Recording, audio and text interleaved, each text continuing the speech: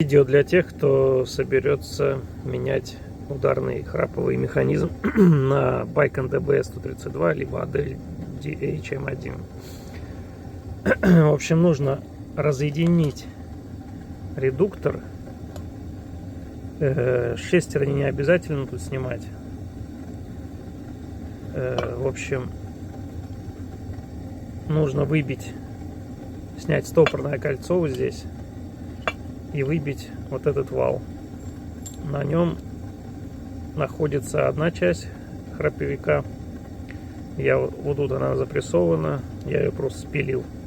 Можно съемником снять. Вторая часть запрессована вот здесь, внутри. Вот так вот, ну, на глубине. Просто перевернул, вал наставил, ударил и вылетел. Ну и все. Сейчас новые поставлю, и опять будет хороший удар. А у меня, как видно, кончики зубчиков стерлись. Ну вот таким варварским методом я меняю храповый механизм.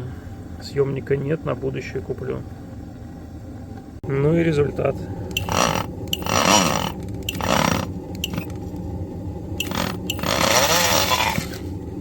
Все, удар снова мощный.